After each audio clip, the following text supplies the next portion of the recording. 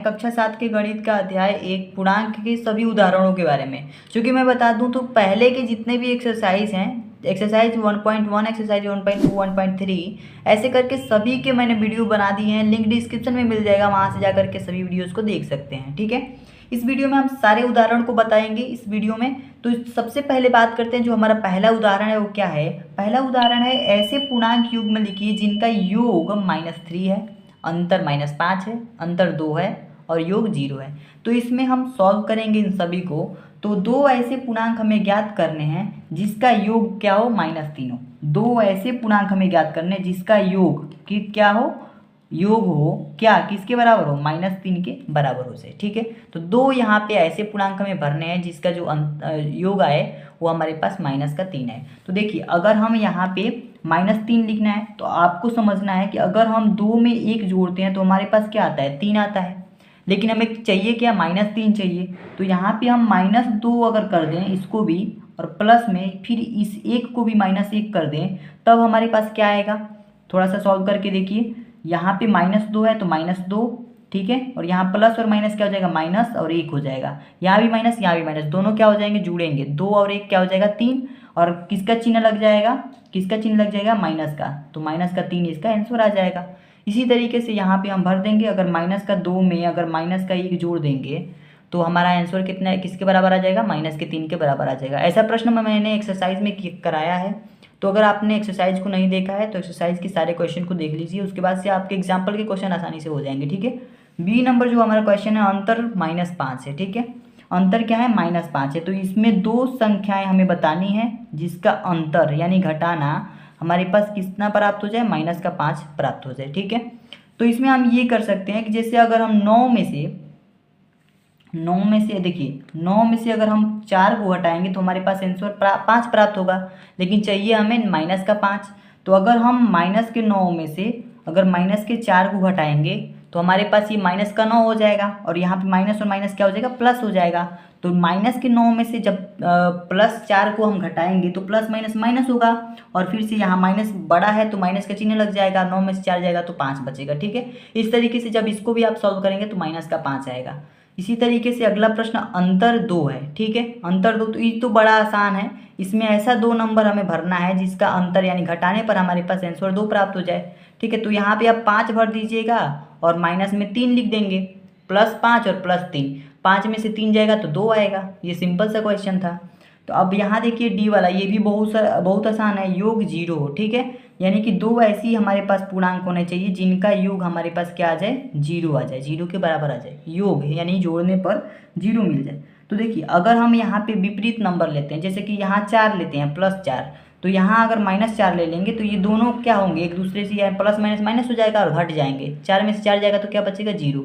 या फिर कोई भी यहाँ संख्या +5 ले और यहाँ +5 ले, यहाँ -5 ले, तो इस तरीके से भी यहाँ 0 आ जाएगा। या यहाँ +6 ले, यहाँ -6 ले, तभी भी हमारा इस तरह के जोड़ कर योग हो करके आंसर 0 ही प्राप्त हो जाएगा। तो आशा करता हूँ ये सभी चीज़ें आपको समझ में आ गई हैं।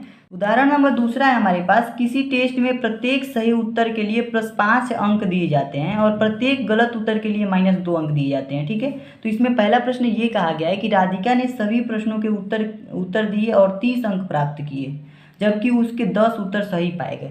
जब उसने 10 उत्तर सही किया तो उसे 30 अंक प्राप्त हुआ। ठीक है, इसी में दूसरा प्रश्न है, जय ने भी सभी प्रश्नों के उत्तर दिए और उसने -12 अंक प्राप्त किए, जबकि उसके 4 उत्तर सही पाए गए। उनमें से प्रत्येक के कितने प्रश्नों के उत्तर गलत दिए। ठीक है, जैसे बताना है कि राधिका तो 30 नंबर प्राप्त कर ली और इसमें से 10 उत्तर सही की थी, लेकिन गलत उत्तर किसने कितना किया, राधिका ने, ये हमें बताना है। फिर जय की बात आती है, तो जय ने -12 अंक तो प्राप्त किया जिसमें 4 उत्तर सही किया था, लेकिन गलत उत्तर इसने कितना किया, ये हमें बताना है। तो चलिए हम सॉल्व करते हैं इसको। बहुत ही आसानी से हम एक ट्रिक बताएंगे और आप आसानी से सॉल्व कर लेंगे। सबसे पहले आपको एक समीकरण बनता हुआ दिखाई देगा। +5 अंक किसके लिए मिलते हैं, सही उत्तर के लिए। तो आप लिखेंगे +5 अंक, 5 अंक किसके लिए मिलते हैं, गुणा में सही उत्तर के लिए, तो लिखेंगे सही। ठीक है, सही उत्तर। तो +5 अंक किसके लिए मिलते हैं, सही उत्तर के लिए, और फिर इसी में जोड़ दीजिए -2 अंक मिलते हैं किसके लिए, गलत उत्तर के लिए। ठीक है, इस तरीके से तो आप लिख सकते हैं गलत उत्तर के लिए। अब बीच में क्या है, इसमें गुणा है। ठीक है, इस -2 और गलत के बीच में गुणा है, गुणे का निशान है। तो देखिए 5 अंक सही उत्तर के लिए, -2 अंक किसके लिए मिलते हैं, गलत उत्तर के लिए। और राधिका की बात करें पहले प्रश्न के बारे में, पहले को सॉल्व करें अगर, तो देखिए राधिका की बात करें तो राधिका कितना अंक टोटल प्राप्त करती है, 30 अंक, तो 30 अंक प्राप्त कर लेती है। ठीक है, अब देखिए यहाँ पे बात करेंगे, अब इसको, ये समीकरण बन गया एक, अब इसको आगे सॉल्व करेंगे। 5 है तो 5 लिखेंगे, गुणा में है तो गुणा लिखेंगे। सही उत्तर किसने किया, राधिका ने। सही उत्तर इसके कितने होते हैं, 10 सही उत्तर होते हैं। ठीक है, तो सही की जगह पे हम 10 लिख देंगे, प्लस है तो प्लस लिखेंगे, और यहाँ माइनस है, प्लस माइनस क्या हो जाएगा, माइनस हो जाएगा, माइनस लिख सकते हैं। ठीक है, -2 है तो 2 लिख देंगे, गलत को हम x मान लेंगे। ठीक है, क्योंकि हमें गलत उत्तर बताने हैं कि उसने कितना किया है, तो इसको हम x मान लेंगे। ठीक है, बराबर में हमारे पास 30 है तो 30 लिखेंगे। अब इसके आगे सॉल्व कर देंगे, 10 में 5 का गुणा होगा, यानी 5 में 10 का गुणा होगा तो क्या हो जाएगा, यहाँ पे 50 हो जाएगा, और माइनस का 2x बराबर में क्या आ जाएगा, 30। ठीक है, इतना तो आप सॉल्व कर ही सकते हैं। अब यहाँ -2 है तो -2x लिखेंगे, और बराबर में 30। सेम ऐसे ही इसको लिख दिया हमने, बस यहाँ पे जो 50 है इसको हम इधर पक्षांतर कर देंगे, यानी इधर भेज देंगे। तो 50 को जब हम इधर भेजेंगे तो इधर हमारे पास प्लस में है, इधर आएगा तो हमारे पास माइनस में 50 हो जाएगा। ठीक है, माइनस में 50 हो गया। अब इसे हमें सॉल्व करना है। ठीक है, तो देखिए माइनस का 2x है, अब इसको हम सॉल्व करेंगे तो 30 में से 50 जाएगा, यानी कि 50 में से हम 30 को घटा देंगे, 20 हो जाएगा, और चिन्ह किसका लग जाएगा, इस 50 के आगे वाले, यानी माइनस का साइन यहाँ पे लग जाएगा। ठीक है, इतनी चीज़ें आपको समझ में अब तक आ ही गई होगी। माइनस का 20 हो गया। अब माइनस का 2 है, यहाँ 2x है, तो इस 2 को भी हम इधर पक्षांतर करेंगे, तो 2 इधर किस में है, गुणा में है, इस x लिख लेंगे केवल, और बराबर में माइनस का 20 वैसे ही रख रहे हैं। ठीक है, बस इस 2 को हम इधर पक्षांतर करेंगे तो यहाँ 2 गुणा के संबंध में, इन दोनों के बीच गुणा का संबंध है, तो इधर आएगा तो भाग के संबंध में बदल जाएगा, तो ये -2 इधर आएगा तो नीचे आ जाएगा -2। ठीक है, अब इसको हम काट देंगे, तो 2 का पढ़ा जब 10 बार में पढ़ेंगे तो हमारे पास 20 कट जाएगा, और ये माइनस माइनस खत्म हो जाएंगे। ठीक है, तो x बराबर हमें क्या प्राप्त हो गया, 10 मिल गया, यानी कि 10 सवालों के उत्तर गलत दिया था कौन, राधिका ने। ठीक है, राधिका ने कितने सवालों का उत्तर गलत दिया था, 10 सवालों का। तो आप लिखेंगे अतः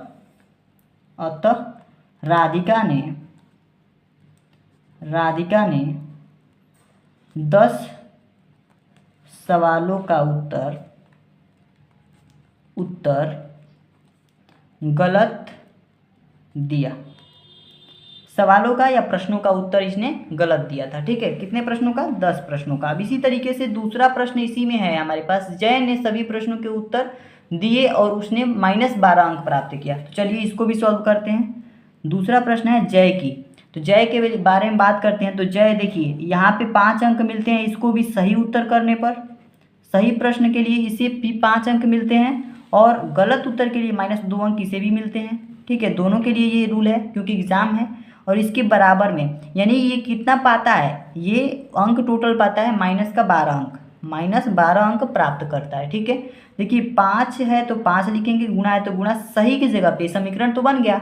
अब सही की जगह पे इसने कितने प्रश्न सही किए, 4 प्रश्न इसके सही होते हैं। ठीक है, 4 प्रश्न, 4 उत्तर सही हैं। ठीक है, तो 4 इसके सही हो रहे हैं, तो सही की जगह पे हम 4 लिख देंगे, प्लस है तो प्लस, और यहाँ -2 है तो -2 लिखेंगे। गलत उत्तर हमें इसका बताना है तो यहाँ पे x लिख देंगे, बराबर में यहाँ -12 है तो -12 रखेंगे। अब इसको सॉल्व कर देंगे, हमारा आंसर आ जाएगा। 5 का गुणा 4 में कराएंगे, 5 चौका 20 हो जाएगा, यहाँ प्लस और माइनस मिल करके माइनस हो जाएंगे, 2 हो जाएगा और x हो जाएगा। ठीक है, तो 2x हो गया। अब बराबर में यहाँ पे -12 है तो -12 को एज इट इज लिख देंगे।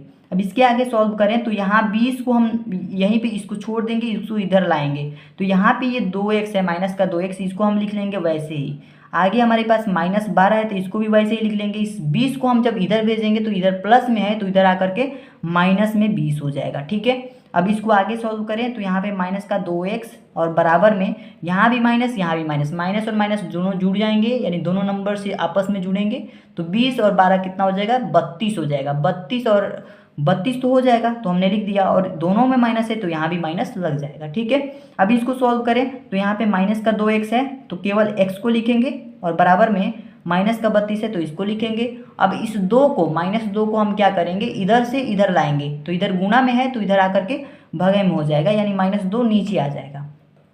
अब इसको सॉल्व करें तो x बराबर हमारे पास 2 से, जब 2 का पहाड़ा जब 16 बार पढ़ेंगे, यानी 2 एकम 2 और 1 बचा तो इधर गया 12, 2 छक्के 12, और ये माइनस, नीचे भी माइनस ऊपर भी माइनस, ये माइनस माइनस कैंसिल हो जाएंगे यानी प्लस में कन्वर्ट हो जाएंगे। तो 2 से ये 32 16 बार में कट जाएगा। x बराबर हमारे पास क्या आ गया, 16 आ गया। इसका कहने का मतलब ये है कि जय ने 16 प्रश्नों का उत्तर क्या किया, गलत दिया। जय ने 16 प्रश्नों का उत्तर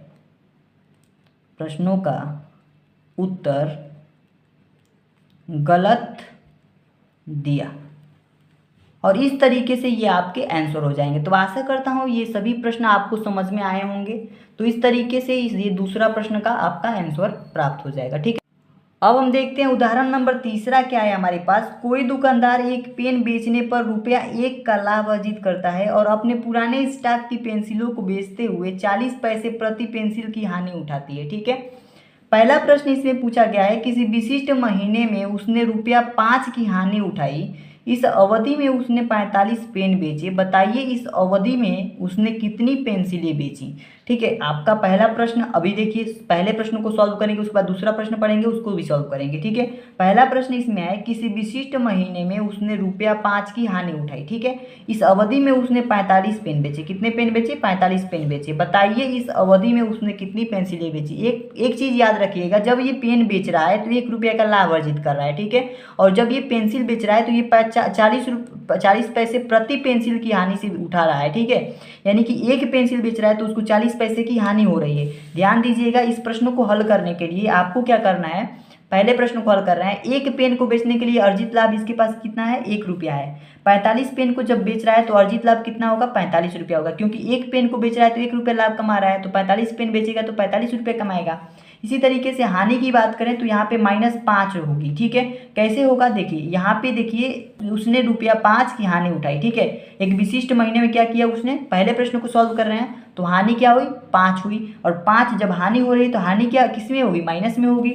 और लाभ की बात करें तो ये 45 पेन बेचा है उस महीने में, तो लाभ कितना होगा, ₹45 होगा। अब इस तरीके से -5 में से हम -45 को घटा देंगे, जिससे कि हमें पता चल जाएगा कि इसने पेंसिलों को बेचने में कितनी हानियाँ कमाई हैं। तो देखिए -5 में से जब -45 को जब हम घटा देंगे तो यहाँ पे आंसर कितना आएगा, -50, क्योंकि ये माइनस और ये माइनस दोनों प्लस हो जाएंगे।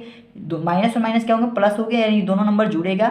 45 में 5 जुड़ेगा तो 50 हो जाएगा, और यहाँ दोनों में माइनस है तो इसमें भी माइनस लग जाएगा। ठीक है, तो माइनस का 50 हो जाएगा। माइनस के 50 ही किस में है, रुपया में है। अभी किस में है, रुपया में है, क्योंकि ये लाभ हानि भी अभी रुपया में है, ये भी रुपया में है और ये भी रुपया में है। अब इसको पैसे में कन्वर्ट करेंगे कि इसे कितने पैसे की हानि हो रही है।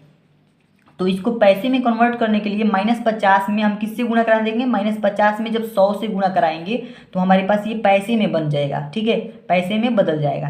तो यहाँ पे हम वही जब गुणा कराए हैं तो हमारे पास -5000 पैसा आ गया है। ठीक है, अब आपका अंतिम आंसर जो होगा, अतः बेची गई पेंसिलों की संख्या कितनी होगी, जितने पेंसिल बेची गई है तो उसमें जितना हानि हुआ है और बट्टे में माइनस में 40। ठीक है, तो देखिए माइनस का 5000 बट्टा में माइनस का 40, माइनस का 40 हमने क्यों किया, क्योंकि 40 पैसे प्रति पेंसिल की हानि उठाता है वो। ठीक है, तो -40 से जब हम भाग करेंगे तो ये 0 से 0 कैंसिल हो जाएगा। जब 4 से इसमें भाग देंगे तो 125 आंसर आएगा। ठीक है, जैसे देखिए एकदम 500 में हम 4 से भाग दे रहे हैं, 4 एकम 4, एक बचा यहाँ पे 0 उतारेंगे, 4 दूना का 8, 2 बचा यहाँ पे, नीचे क्या बचा, 10 में से 8 जाएगा तो 2 बचेगा, फिर एक 0 आएगा।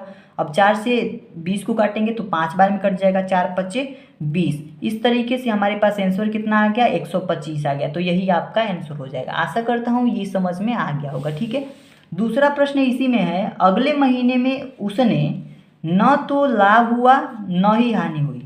यदि इस महीने में उसने 70 पेन बेचे तो उसने कितनी पेंसिलें बेची। देखिए अगले महीने में कह रहा है उसको न तो लाभ हुआ न ही हानि हुई, तो इस महीने में उसने अगर 70 पेन बेच रहा है तो उसने कितनी पेंसिल बेचा है ये हमें बताना है। तो लाभ हानि तो हुआ नहीं है। यहाँ देखिए लाभ और हानि दोनों मिलकर के क्या हुआ, 0 है, यानी कि न तो लाभ हुआ है न ही हानि हुई है। और जो अगर ऐसा है तो लाभ बराबर, अगर इसको समीकरण के रूप में देखा जाए तो लाभ प्लस हानि बराबर 0 पाया जा रहा है, तो यहाँ लाभ बराबर माइनस का हानि हो जाएगा। माइनस या ये जो हानि है इधर आएगी तो माइनस में हो जाएगी।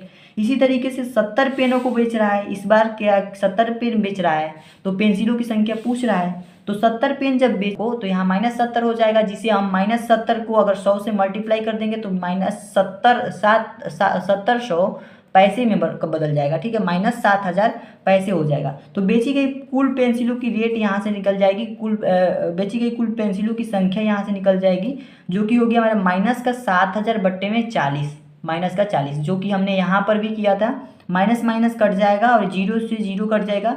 700 में जब 4 से भाग देंगे तो हमारे पास 175 पेंसिल निकल के आ जाएंगी, जो कि इसका आंसर होगा। तो आशा करता हूँ आपको ये सॉल्यूशन समझ में आया होगा। इस सॉल्यूशन को स्क्रीनशॉट कर लीजिए या फिर आप नोट करके रख लीजिए, ठीक है। तो इस तरीके से आप तीनों उदाहरण को कंप्लीट कर सकते हैं। जितने भी उदाहरण थे मैंने इन सभी उदाहरण को बता दिया। आशा करता हूँ आपको ये वीडियो अच्छा लगा होगा। चैनल पे नए हैं तो चैनल को सब्सक्राइब कीजिए। नेक्स्ट वीडियो में हम नेक्स्ट चैप्टर की तरफ मूव करेंगे, क्योंकि ये चैप्टर हमारा पूरा अच्छे तरीके से कंप्लीट हो चुका है।